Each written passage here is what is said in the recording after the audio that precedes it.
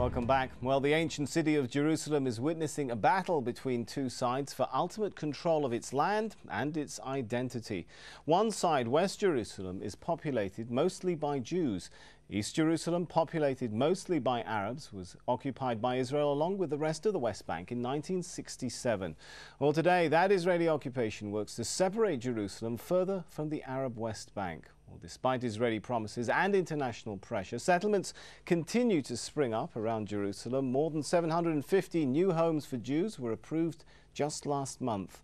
And crippling travel restrictions for Palestinians mean movement is very difficult between Jerusalem and the West Bank.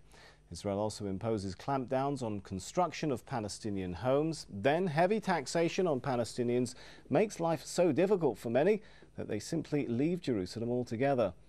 Well, still joining us, our guests in Ramallah, Huda al-Imam, in Jerusalem, Jack Persekian, also in Jerusalem, Elihu Ben-On. Thank you all for being with us. Jack, if I could pick up with you. With Arab East Jerusalem being so physically disconnected from the rest of the West Bank, how do you maintain that cultural link with major Arab population centers? That has been a big challenge for us over the past now more than 10 years since the beginning of the separation. What we try to do is to kind of bridge out and carry out some of our activities in other parts of the West Bank. But in its essence, our activity is basically we try to see it as a window to the outside world. So we try to keep that channel of communication with the rest of the world and try to bring as many people as possible to work with us. So in a sense, we try to keep this center open and connected. But yeah, I completely subscribe with your kind of description, which is we have a big challenge and we're not able to kind of bridge very easily. Like we tried to do an event, a big event last year, and to bring in the artists to work with us from some of the West Bank cities and actually Gaza too, was actually impossible. Well, Ms. Huda al-Imam, with obviously Palestinian Authority offices not being allowed in Arab East Jerusalem, what sort of a responsibility does that place on Palestinian civil society to pick up the responsibility for nurturing Arab culture and life?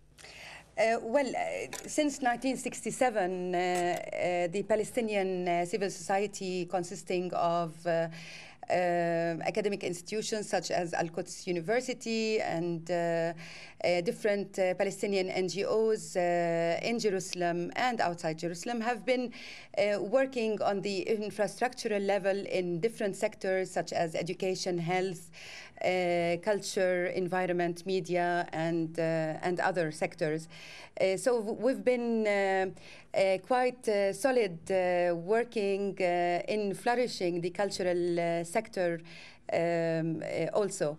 Now, the Palestinian National Authority, as you have rightly said, since the Oslo Agreement doesn't have the right to work in or have any activities in Jerusalem, and this is fine with us. I mean, we can continue, and I should probably make a point here that since the Oslo Agreement, since the Israeli measures have been actually much tougher on the Palestinians working and living in Jerusalem, and the checkpoints have actually started since the Oslo Agreement, as well as the separation of the Palestinian society from Gaza to the West Bank to the city of Jerusalem, including the wall, of course, that everybody is aware of.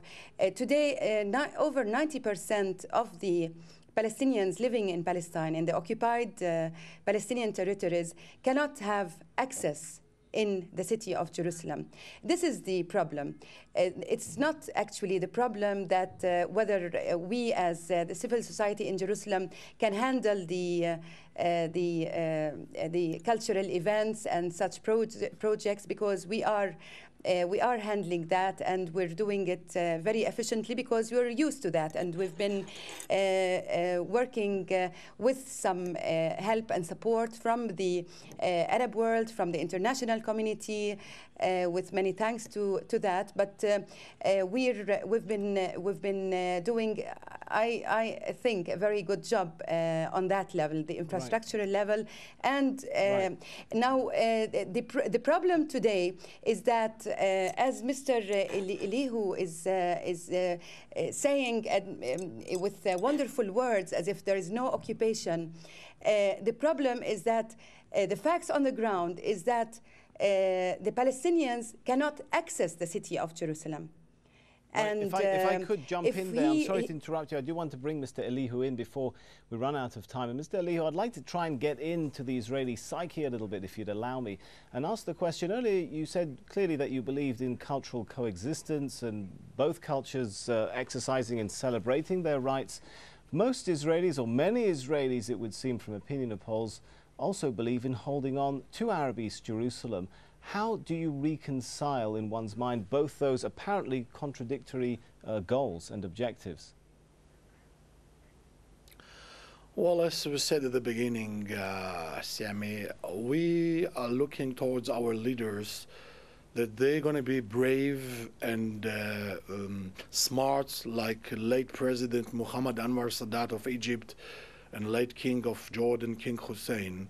Both of them were brave enough to find solutions with our leaders and signed peace treaty. Only last week we celebrated 29 years of peace treaty between Israel and Egypt, the largest Arab country on earth.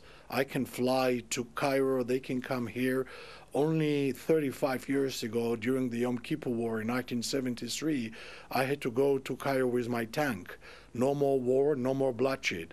So as we have peace with the Jordanians and the Egyptians, I believe we can have peace with the Palestinian Authority. The Palestinians are going to be our neighbors forever. They are not going to disappear, and we're going to stay here with them forever. So we must be good friends together and find solutions for the problem. Right now, we have security problems. As long as Israelis will have been in danger, that some Palestinians will come and murder them, we have the right to protect ourselves. Right. The moment we will finish the conflict, I think everything will be better here. All right, I'd like to bring in Persekian, Mr. Persekian, once again for a brief comment before we run out of time, and talk a little bit about the Arab artistic boycott of dealing with anything that is in any way connected with Israel. Does that sometimes hamper relations between Palestinian artists and other Arab artists who obviously wouldn't come to Jerusalem for that reason?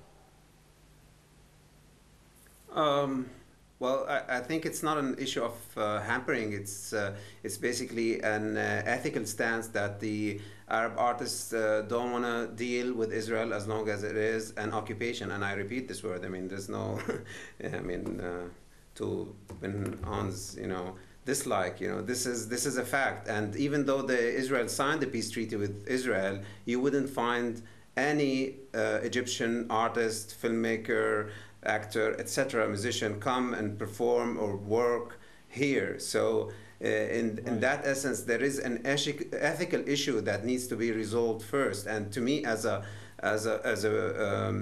resident of Jerusalem, as somebody who was born here and was living here, I still need to reconcile this with the Israelis, with the Jews who happen to be my neighbors, and then I think we can work together. All right, well, we'll have to leave that question to be resolved and thank our guests at this point. Huda al-Imam from the Al-Quds Capital of Arab Culture Initiative in Jerusalem, Jack Persekian from Al-Ma'mal Foundation, and also in Jerusalem, Elihu Ben-On from Israel National Radio. Thank you all for being with us. And thank you for joining us on this edition of Inside Story. As always, we welcome your comments and suggestions. Feel free to email them to us at insidestory@aljazeera.net. For now, it's goodbye.